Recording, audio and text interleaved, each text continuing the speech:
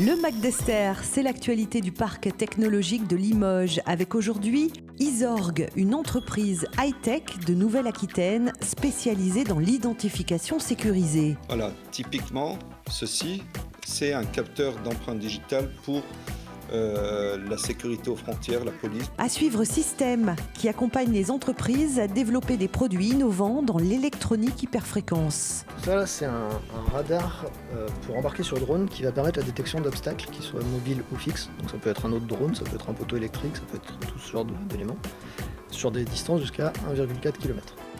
Le McDester, c'est parti. Isorg est une entreprise française qui vend 100% de sa production à l'étranger. Ses capteurs et ses filtres optiques se trouvent dans différents produits de sécurité, le contrôle d'accès, d'identité, mais également dans des terminaux portables, y compris des smartphones. Créée à Grenoble, l'entreprise a ouvert un site de fabrication à Limoges sur le parc technologique d'Esther. On est toujours dans nos métiers de capteurs d'empreinte digitale. On est toujours dans des domaines qui vont de la sécurité aux frontières jusqu'au smartphone. Donc on a différentes tailles et on a une seule technologie. Par contre, on fait différents produits. Je vais vous montrer un exemple. Voilà, typiquement, ceci, c'est un capteur d'empreinte digitale pour la sécurité aux frontières, la police. Donc on capture l'empreinte d'un seul doigt. Donc on a développé tout le capteur, mais aussi la barre noire que vous voyez, c'est un circuit électronique, c'est du semi-conducteur. Donc on a développé nos propres puces de manière à pouvoir lire nos capteurs. Et bien sûr, il y a tout l'aspect logiciel à l'intérieur. Donc ça, c'est le plus petit format. Et aujourd'hui, le plus grand format que l'on fait, c'est celui-là. Donc ça, c'est un capteur d'empreinte digitale qui va dans les smartphones, donc dessous l'écran des smartphones. Et là, il y a toujours nos circuits de lecture qui sont attachés au capteur. Dans ce capteur, il y a notre technologie. Il y a une autre technologie qu'on appelle de filtre optique qui a été développée et inventée par Isorg, sur lequel on a beaucoup de brevets. Et donc, cet ensemble-là, c'est ce que l'on fournit aux gens qui fabriquent des smartphones. En volume de brevets déposés pour protéger ses créations, Isorg se classe 3e des PME françaises.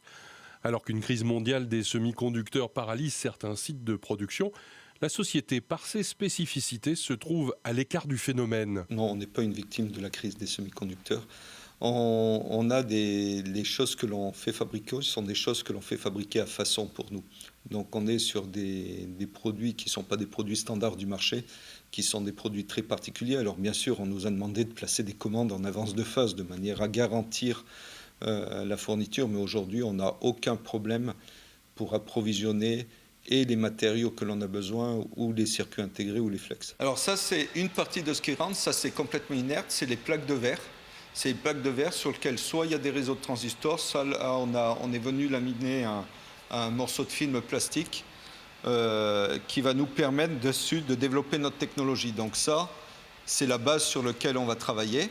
Et je vais vous montrer avec quoi, derrière, quels sont les produits que nous utilisons. C'est des symboles qui inquiètent parce que tout ça c'est normalisé, donc ce sont des solvants. Et à l'intérieur, qu'est-ce que vous avez ? Vous avez simplement des petits flacons, voilà, où vous avez les différents produits que l'on utilise. Des produits que l'on utilise, c'est typiquement de l'alcool, du xylène. Voilà, ce ne sont pas des choses qui sont violentes, que l'on vient stocker dans des armoires. Et il y a des extracteurs au cas où il y a un flacon qui casse ou quelque chose qui dégaze, de manière à pouvoir évacuer les vapeurs qui sont recyclées ensuite dans nos installations techniques. L'usine est un site vertueux, le bâtiment est climatisé ou chauffé en recyclant les calories de l'usine de production, l'air en surpression est traité en permanence, tous les entrants et les déchets de production sont recyclables et recyclés. Avec une centaine de personnes sur site, il y a toujours des recrutements en cours. Alors l'ambiance lumineuse assez curieuse, en fait, c'est uniquement pour couper les ultraviolets. Donc c'est une salle où on ne peut pas bronzer. Voilà, donc les matériaux que nous utilisons sont sensibles aux ultraviolets, donc on est obligé de couper tout ça. Donc là, vous êtes beaucoup plus orangé qu'à l'intérieur de la salle. Je vous rassure, à l'intérieur de la salle, c'est un peu jaunâtre, mais c'est quelque chose qui est agréable plutôt. Alors des précautions par rapport aux ultraviolets, parce que vous avez des matériaux organiques qui sont utilisés. Voilà, parce qu'on utilise des matériaux organiques qui sont en base de chaînes de polymères. Et généralement, les polymères n'aiment pas les UV, ce qui fait que vos plastiques jaunissent, etc., etc. Donc aujourd'hui, on est obligé de couper tout ça lors de notre process. Alors, qui sont les techniciens qui travaillent à l'intérieur de cette partie industrielle de l'entreprise ? Alors, à l'intérieur, vous allez trouver des personnes qui ont des profils ingénieurs. clairement au niveau de certains équipements, de certaines étapes process qui sont très fortement, je dirais, liées à des façons de travailler, des procédures.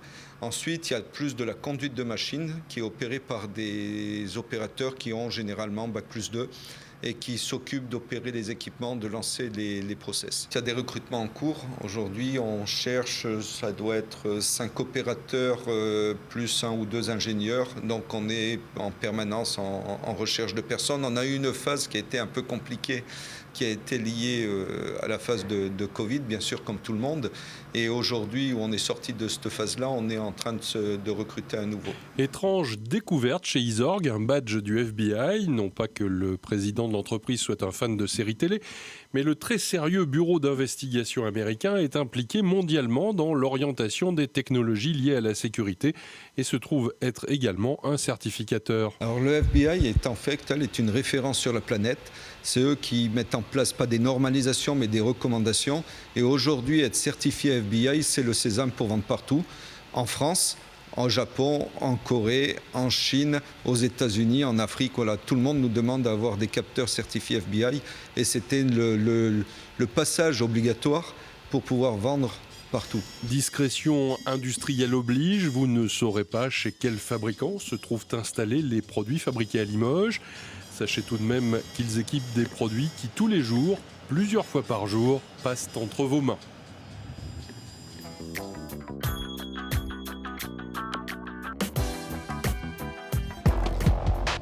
Basé à Esther Technopole depuis 1995, Système s'est spécialisé dans l'électronique hyperfréquence. Alors Système, c'est un centre de transfert de technologie qui est labellisé Centre de ressources technologiques CRT par le ministère. Notre mission principale, c'est d'accompagner les partenaires industriels du territoire à développer des produits innovants dans notre thématique de travail qui est l'électronique et plus précisément l'électronique hyperfréquence, tout ce qui va permettre finalement de faire communiquer les objets. Donc on va être assez multidomaine, que ça soit dans la santé, dans l'aéronautique, dans le spatial, dans la défense. On va être un petit peu partout et on est un centre qui est capable finalement aujourd'hui de dimensionner des composants pour l'électronique hyperfréquence sur toute la chaîne de communication. Système a reçu en 2021 la certification ISO 9001 qui atteste la qualité de son management. Eh bien, cette certification, elle permet de structurer Système dans son fonctionnement. Elle permet également d'accompagner nos clients, d'avoir un meilleur accompagnement de nos clients et d'être un gage de qualité vis-à-vis de nos partenaires. Elle est également venue naturellement par le biais de l'intégration du laboratoire d'essais de Brive, qui lui-même est accrédité COFRAC, donc sur ses essais CEM, radio et basse tension. Donc tout ceci s'est fait sur une année et demie et voilà, nous sommes très, très fiers de dire que nous sommes ISO 9001 depuis 2021. Alors Système va travailler pratiquement essentiellement pour aider les partenaires à développer des produits innovants. Ces partenaires-là, c'est des partenaires essentiellement du territoire néo-aquitain, mais on travaille au national et ça nous arrive de travailler à l'Europe ou au-delà. Après ces partenaires-là, l'intérêt pour nous aussi et pour les équipes chez nous, c'est qu'ils sont assez divers et variés. Dans les secteurs, on en a un petit peu parlé, mais également en termes de taille, on va travailler avec le porteur d'idées jusqu'aux grands groupes, en passant par les startups TPE, PME. Qu'est-ce que Système vous apporte ? Donc, la société Innoveos et Système travaillent ensemble depuis plusieurs années. Système est un centre de transfert avant tout, donc il nous accompagne sur la montée en TRL entre nos projets R&D, donc qui peuvent commencer à un TRL plutôt bas et qui nous accompagnent pour des éventuelles opportunités d'industrialisation de nos produits. En 2018, donc, on décide de travailler avec Système puisque on voulait équiper nos outils de découpe avec des objets embarqués qui permettent de suivre la phase industrielle de découpe. Le principe était de pouvoir retracer grâce à l'extraction de données informatiques et qu'on pouvait après mettre dans une interface. Donc, pour pouvoir analyser toutes les données de productivité, de suivi, de temps de calage, enfin tout ce qui va permettre d'exploiter la productivité et également retracer et capitaliser sur le savoir-faire industriel.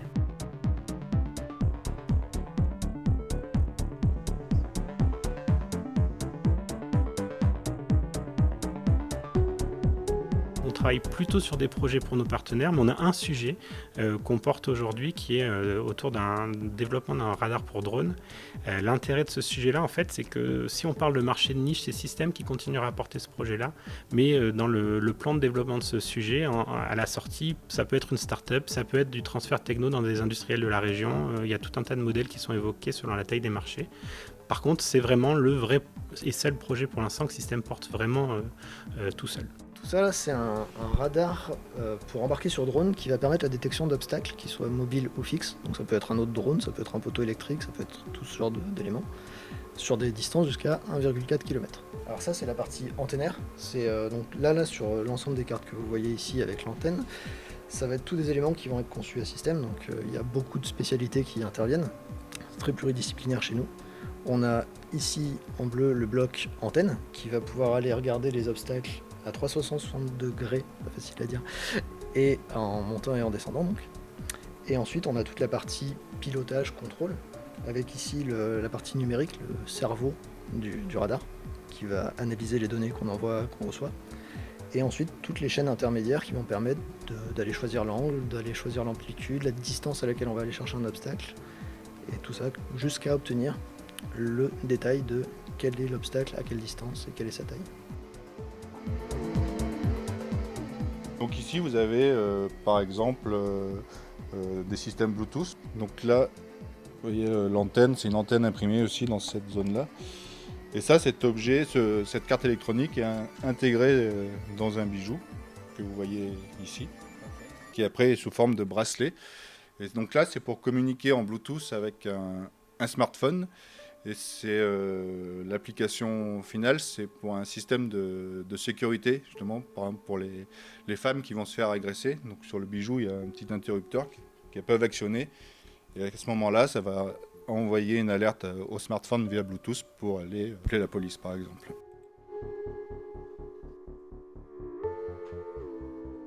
C'est un secteur qui est assez porteur, qui en plus permet d'être multidomaine pour nous. Donc on a la chance de pouvoir travailler quand ça va bien dans les sujets de la santé, quand il y a besoin sur les sujets de l'aéronautique, du spatial, de temps en temps sur des sujets défense. Donc le fait que nos activités soient assez larges nous permet finalement d'avoir en permanence des projets à développer pour nos partenaires industriels. Le Mac d'Esther, c'est déjà fini. Rendez-vous dans un mois.